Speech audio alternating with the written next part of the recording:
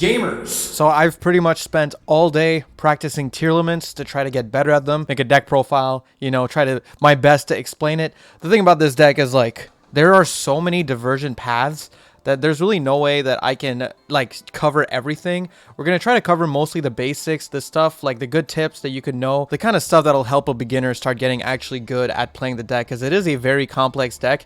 It's actually like so tough in ladder right now. As you can see, I'm only in platinum. I've climbed from platinum 4 to platinum 2 today while practicing. The thing is, we're doing so many Tearlament mirrors. Some people are better at Tearlament than me. Other people I'm beating fairly easily. Sometimes it's skill. Sometimes obviously it's also hand dependent. But yeah, this deck overall is a lot more skill based, I would say, than most decks ever in Yu-Gi-Oh! That I've experienced, at least, where it's really like about making the right reads, so being smart about your plays, being patient. You have to be patient with your millers. Don't like just use them all willy-nilly. Sometimes it'll be the death of you if you just like get greedy and activate millers for no reason. And your shufflers you want to be super patient with, and you really want to value your shufflers. I'm on the fence about even running a third Mudora, because they're honestly such an important aspect of the Tearlament mirror. It's been really interesting to learn. It's been a lot of fun to learn. It's a really cool deck. I really enjoy it a lot. Now, just to give a quick explanation of the monsters, all 3 of the Tearlament princesses have some form of way of milling 3 cards from your deck. Merly is on normal summon. Havness is more like a hand trap, special summons herself from the hand and mills 3 when your opponent activates a monster effect on the field.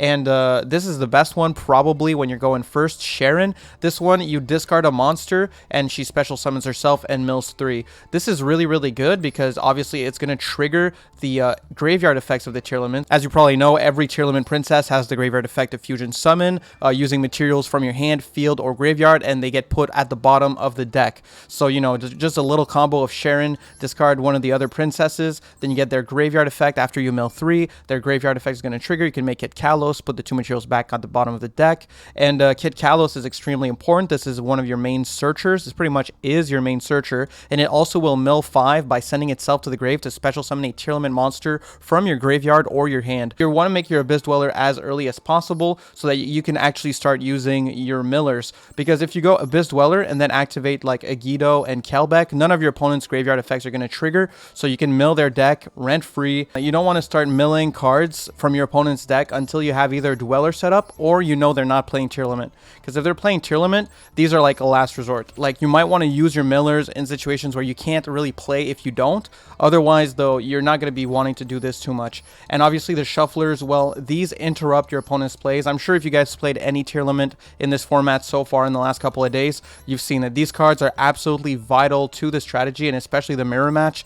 They have a lot of control over the game. So oftentimes, if you have like both of the shufflers in the grave, you might feel a little safer actually to use your Kelbeck and use your Yugioh to start milling, because just having those shufflers, you usually can snipe at least 2 minimum activations. And if your opponent doesn't know how to play Tearlament, they might activate more than 1 in the same chain.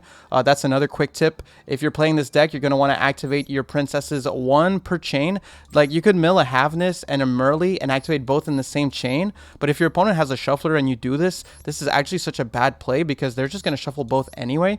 You might as well just use 1, since they're all hard once per turns, so that, you know, you can find another way to get the other name in the grave to trigger that one instead later down in your turn. A lot of little intricacies in the gameplay when you're playing this deck. My list here, shout out to LFR in my Discord for helping me build it. It's a little bit different than what he showed me. Like, I'm running the Ghost Bell because this card has saved me so many times just by negating a shuffler. So I really like running the 1 of Ghost Bell. I wouldn't say it's a must run or anything, but you know, it's Royals.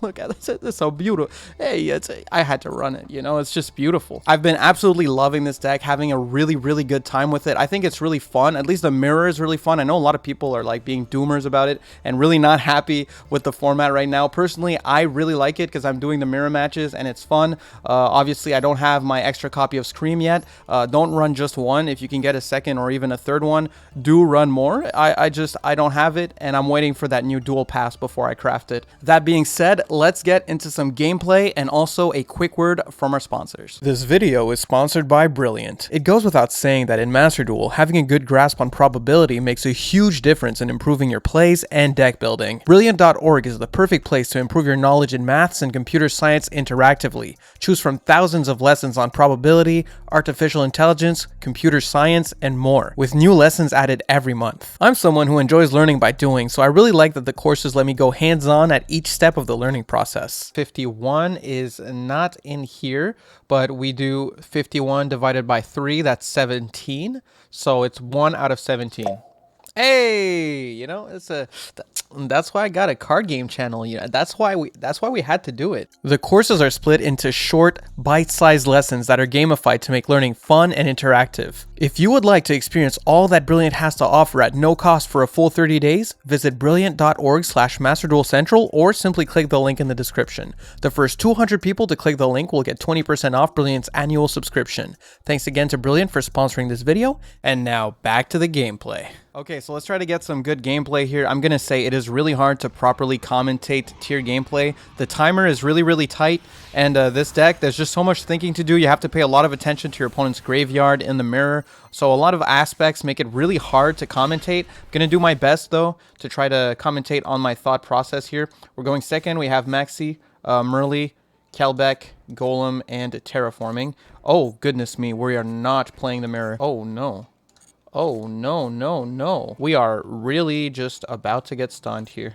So, yeah, I haven't seen a deck like this in the last 2 days, pretty much. Of course, it'd be when I start recording a video that we get a matchup like this.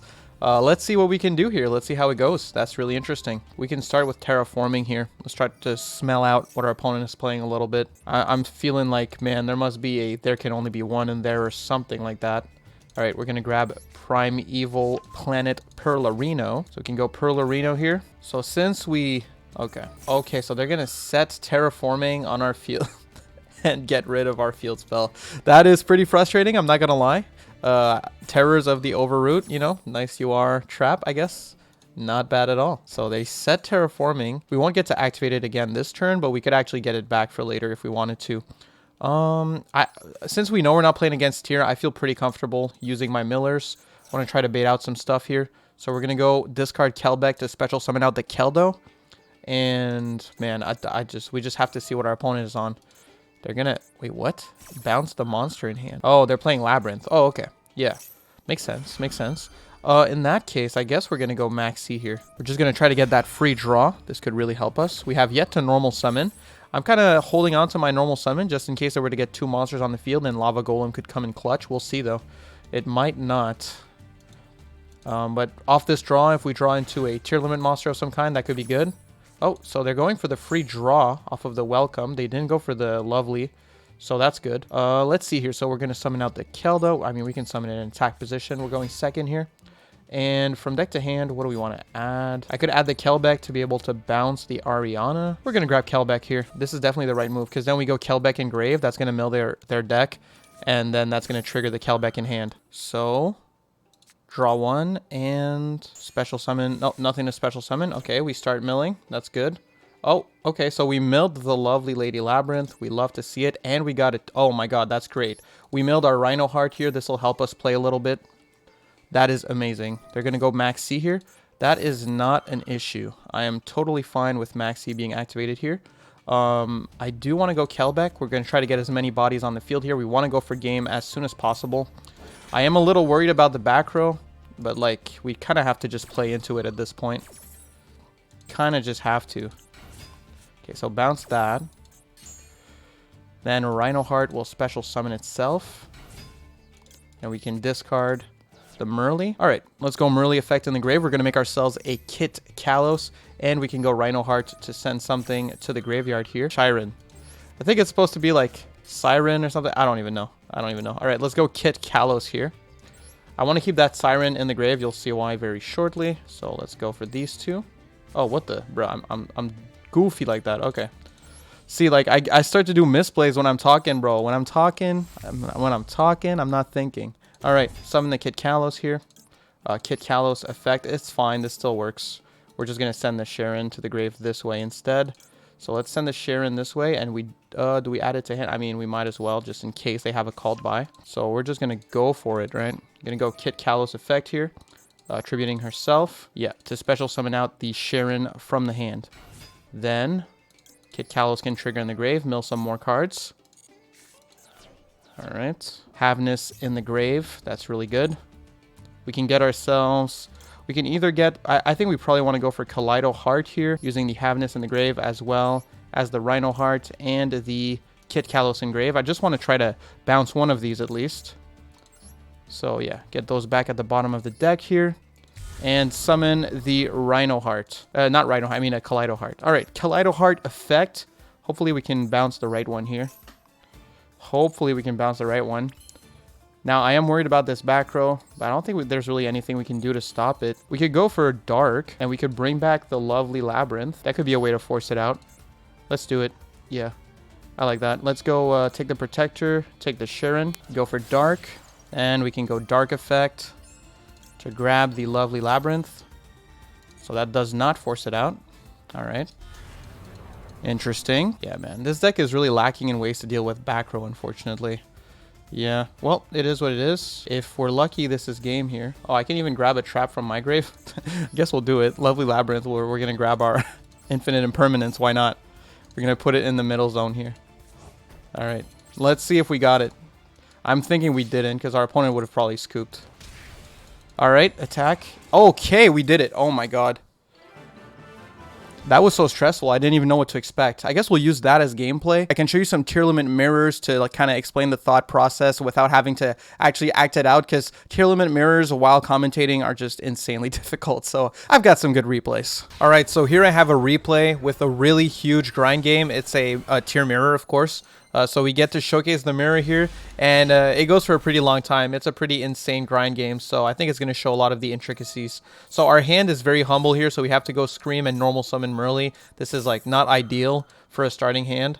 Our opponent has Imperm. They're going to use it on Merly, which means we only get 3 mills here. So there we go. Scream is going to mill 3, and our mills are not great. We get 2 Rhino Heart and 1 copy of Kelbeck. I'm actually, because of that, I decide to trigger the Kelbeck in the grave. Normally, I would say you should never pretty much do that because, like, look here. I'm giving my opponent a Merly. I'm giving them a Mudora. But I was just like, man, if I don't do this, I'm literally just passing on Merly. So I decided to do it. We milled ourselves a Sharon as well as an yugioh, but we did not get a Shuffler in the grave, unfortunately. So, yeah, unfortunate, but we got to do what we got to do. So here, I'm going to trigger the Sharon and the yugioh in the grave. And my opponent is going to go Merly. The reason I go yugioh here is because I don't have a Shuffler, and I know they're just going to stop me from fusioning. So we're going to respond to the Merly with Maxi here to at least get some draws off of their summoning. They're going to use their Mudora to get rid of our fusion materials in the grave and put them back in the deck. That way we cannot fusion summon, unfortunately. So then they get to fusion summon because I didn't have a Shuffler to stop them. And that's why I should not have used those millers, but I kind of had to anyway. Anyway, so a yugioh effect here, and we do get a Kelbeck in the... Oh, no, they get a Kelbeck in the grave. So we give them another Shuffler, and we give them everything they could ever want. They get themselves a Solik, they get themselves a Havness. Here, I decide to go Kelbeck to bounce the Rule Kalos. At this point, I'm just kind of desperate. I'm like, man, I gotta get some level 4s on the field. I gotta at least try set up like, you know, an Abyss Dweller during my opponent's turn or something like that. And yeah, of course, they shuffle all my fusion materials back into my deck. And they're going to negate the effect of Kelbeck to summon to pop it. So there, I kind of had a weird decision to make there. But basically, I knew they were going to negate it with their Rule Kalos. But I was like, well, what am I going to do, right? I want to summon Keldo. But if I do that, they're going to negate it anyway. And they search Sharon with their trap. Then they go Kit Kalos effect. They activate Rule Kalos in the grave to bring back Rule Kalos. So, you know, we're really down bad here. Really unfortunate. Draw into a Havness, and honestly our mills are just ultra unlucky this game too, like insanely bad mills this game. They go into Dragostapelia, and we draw into DD Crow. This is going to help a lot. They go Dragostapelia on our Merly, and you know, I'm like, oh great, they went Dragostapelia on Merly. I get to activate my Havness on my own turn. So you know, we go Havness here. We get to special summon it in response and mill. And what do we get? We get a yugioh, Crow, and Maxi. Yeah. So our mills have been pretty awful this game. Unfortunate. It happens, you know. Our opponent is going to go King of the Swamp here to search Polymerization. Let's speed it up a little bit here. Then they're going to go for the effect of Sharon, discarding a Havness as well as a... Wait, sorry. Discarding a Havness, and then they get to mill 3, milling a Mudora. then we get to use Scream Effect and mill 3 as well. So we still get awful mills. Like at this point, I'm just like, I'm just not happy. Like why am I getting such bad mills? So anyway, they go Abyss Dweller here. Abyss Dweller effect. And then they're going to go Foolish Burial Goods, send the Scream to the grave so that they get to search a trap. They search a Meta Noise. They set it, they go to battle phase. They hit into our Havness and beat over our Merly and attack directly with the Dragostapelia. We're looking absolutely horrendous here. Absolutely horrendous. We draw. In draw phase, I'm going to activate Tearlament's Heartbeat. I left Chaining on just to be able to do that. I have to do like a funky play here. So I went Tearlament's Heartbeat on this, and then they go Abyss Dweller. This is kind of what I was hoping for. They would go Abyss Dweller as soon as possible. That way we can respond with Imperm, because if I wanted to go just Imperm on it, they could just respond with Abyss Dweller. That's why usually I'll just hold my Abyss Dweller effect. So basically my opponent can't respond to it with Imperm. They'll have to Imperm first, which means basically it won't resolve. So here we actually get to negate the Abyss Dweller at least. It's not going to do too much for us, but it's better than nothing. So negate the Abyss Dweller here. And also whatever card is in this column, but we bounce it anyway. I should have probably bounced this one in retrospect, but whatever. We're going to go Snow here. And yeah, we're pretty down bad. You know we're down bad when we're using our Snow, but we kind of have to here. And they're going to use their Mudora to get rid of our Snow, basically put it in the deck. And I just go like, nah, I'm going to have to use that Snow. So I banish 7 more because I really need it. And then they go for Rule Kalos. And at this point, like, I'm just like, bro, screw it, bro. We're going all in. We can just go all in, bro. We're just going all in. I had no plays. I had to, like, start to build some kind of play here. And it was just looking awful for me, so I decided to go for it. So we've got, like, 21 cards in the banish pile here. Obviously, they're going to negate our effect of Snow here. I just kind of wanted to force that. Now that that's negated, we can go into our main phase. Normal summon Merly under Scream, like last time. And we get to mill 6, so mill 6 here. And we do get some good mills this time. We got our Crime and our Solic to search, as well as our Sharon. But our opponent still, I think our opponent still has, no, opponent has no shufflers right now. So we can play no shufflers in opponent's grave. We make ourselves a Kaleido. I know they have this trap that's going to flip it down, but I want to force it out as soon as possible. We get to search into our Havness and our Sharon. We're going to use the effect of Kaleido to bounce the trap just to force it. Then they're going to use the Meta Noise and flip our monster face down. I mean, it is what it is, right? So they fusion into Kit Kalos because unlucky. Kit Kalos effect. We're going to go Havness here, and we're praying. We're praying for some good mills. Please give me some decent mills. And we get some shufflers. Well, shufflers are better than nothing. At least now we get to stop our opponent from fusioning more. But, bro, when I was looking at this board with my, like, nothing board, I was feeling pretty awful. I'm not gonna lie, I was feeling pretty bad. So yeah, shuffle that stuff. Now we're gonna link up into the Dark Charmer, and then use Snow, banishing 7 more and my Scream because I am so down bad for cards, just to go and beat over some stuff here. Yeah, this is looking pretty awful. And by the way, I didn't even know Kit Kalos couldn't be destroyed by battle here. Like, I still don't know why. I don't know what I missed that makes it protected from battle destruction. I'm guessing it's Meta Noise or something. But yeah, I was feeling pretty stupid about that. Anyway, they're going to beat over our Dark here, so we can use Dark's effect. By the way, 10 cards in deck. Search a Sharon, and they're going to beat over our Snow. That's fine. Now, they're going to use the effect of Polymerization, using 2 monsters to make Dragostapelia, probably so they can trigger the graveyard effect of Kit Kalos. Thankfully for me, these mills were not that crazy. They do get to search a Solic, which is annoying, but, you know, what you going to do? So, on to our turn here, and we draw. Draw into DD Crow. That's an amazing draw. Just the best draw we could have gotten there. We go Sharon, discarding Sharon. Mill a couple of cards. Activate the effect of Merly in the grave. Activate the effect of Sharon. Usually you don't use both effects here, but they didn't have a shuffler in grave, and I was like, I need to start getting some bodies on the field. Rule Kalos could also, like, negate a special summon effect, so I figured if I only use one, they'll just negate and stop me. If I use both, at least they can only negate one of them, right? And then we go for Kaleido Heart effect to bounce a card just to force out the Dragostapelia, because, like, I need to force that out as well. So we force out the Dragostapelia. Now this is negated. That's okay. Sharon effect. We're going to shuffle back 2 into the deck to make ourselves a Kit Kalos.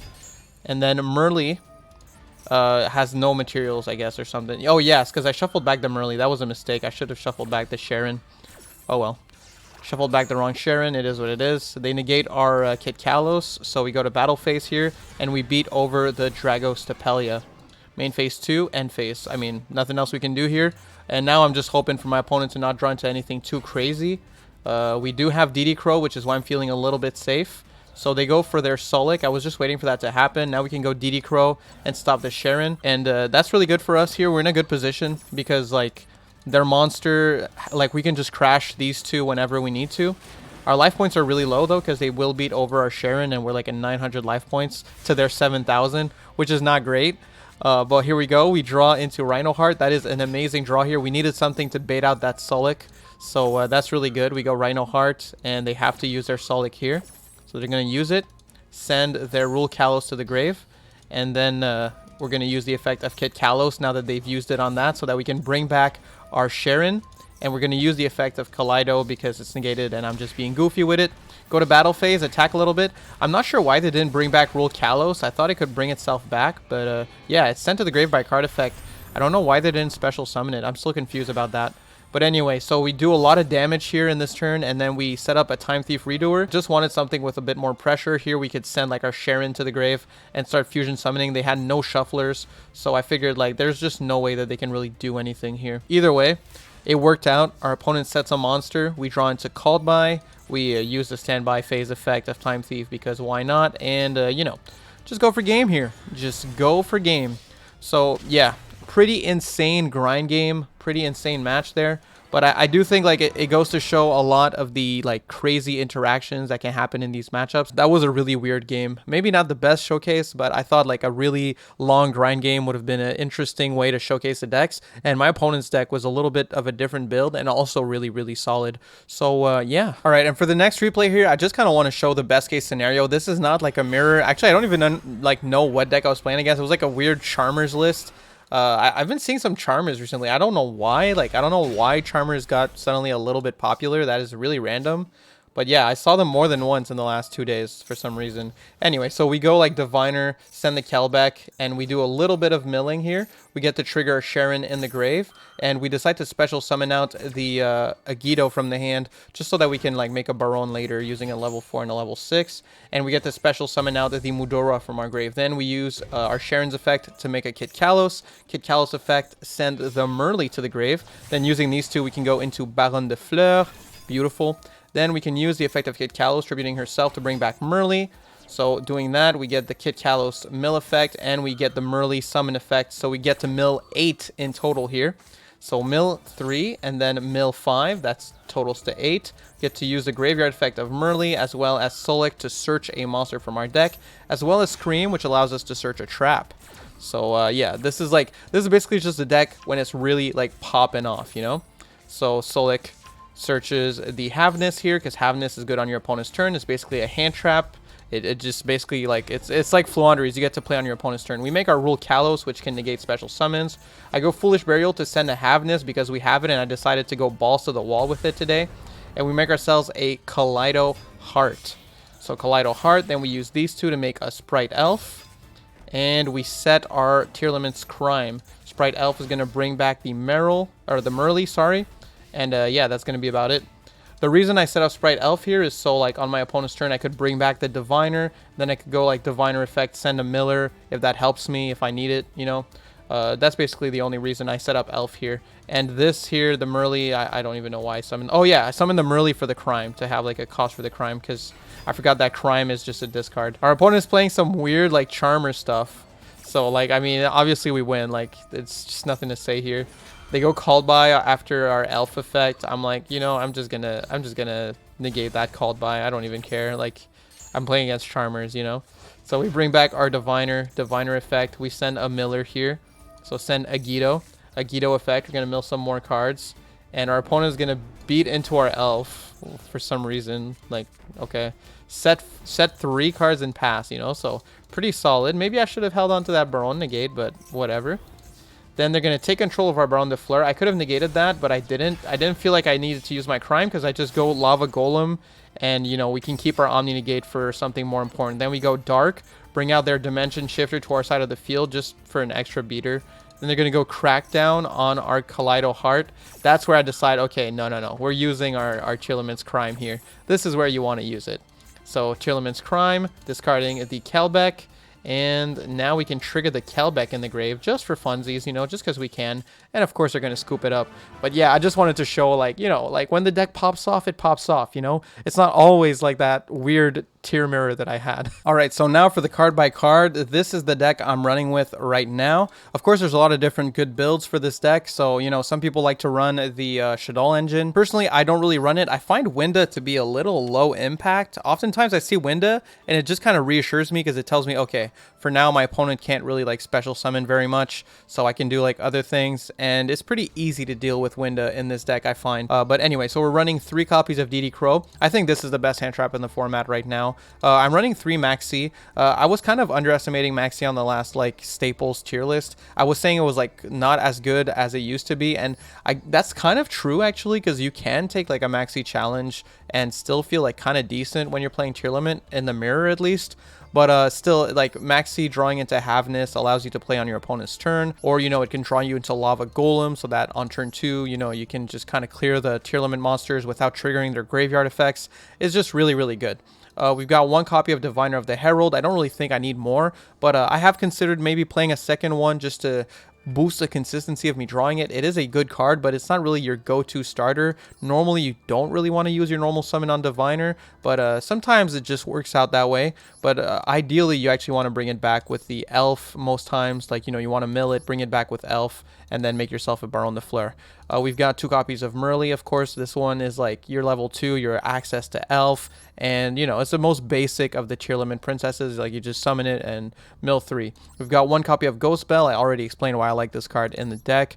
2 copies of Havness. This is probably the best one, arguably, although turn 1 you mostly want to see Sharon, but this card is just insane. It just gets your plays going on your opponent's turn. Like, even if it's turn 1, you can start playing on your opponent's turn. It's just crazy. 1 copy of Snow. Some people tell me Snow is bad, and I might have made it look awful in like that weird like tier mirror that I had, but in a way, like, I don't think I could have won that game if I didn't use Snow like 3 times or 4 times that game, you know what I mean? So I don't know, I think even in a deck like this, Snow is still really crazy.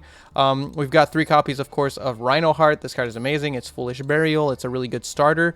This is like one of your best normal summons. If you start your turn with a Rhino Heart and it doesn't get like impermed, you're usually doing pretty good. You know, you can send like one of your, like, send your Havness or your Merly to the grave, go into Kit Kalos and start doing your plays. You can at least set up like a Fusion plus a Dweller if you need to, or a Fusion plus a Redoer, whatever your heart desires, you know?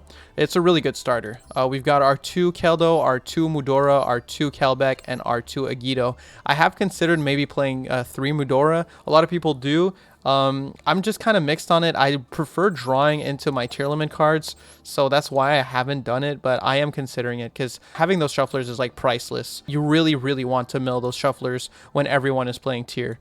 I'm playing 2 Lava Golem. I think this is one of the best going second cards. Like, I think it's the best board breaker against tier, just because it doesn't trigger their graveyard effects, and you don't need to like get rid of 3 monsters. So if they set up a smaller board, you can still use it, and it can pretty much save your ass completely. Also, one thing that's really important to note is that they can't use their traps if they don't control Tearlament monsters. So oftentimes, not only are you shutting down their Tearlaments, you're also shutting down their traps. So it really helps simplify the game state. Yes, you lose your normal summon, but that's why we play Sharon.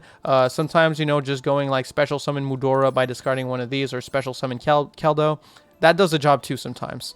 1 copy of Foolish Burial, of course. Like, I think this is just a no-brainer in the deck. 1 copy of Terraforming, 1 instant fusion to summon Kit Kalos. It's super free. I think people should be careful with this. Oftentimes, I see people have access to Kit Kalos and use their instant fusion anyway. I think you might as well hold it. Worst case scenario, at the end of your combo, if you've got everything you need, you can just go like instant fusion, summon the Mud Dragon of the Swamp, and that could be an extra rank 4. Like, that could be an extra material to make Abyss Dweller. So if you don't need to use your instant fusion in hand, you might as well hold on to it, I think. We've got, of course, the field spell. It's broken. 1 copy of Scream. I would play more if I had more, and I'll get more when we get the new Duel Pass. But until then, I'm playing 1 copy. Otherwise, I'd probably play 2. 2 copies of Called By, 1 copy of Forbidden Droplet, 1 Tearlament's Heartbeat, 2 copies of Infinite Impermanence, our Omni Negate Crime, and our Solic. Some people play 2 Solic. If I would play 2 Solic, I would probably play a Foolish Burial Goods, the one that sends spells.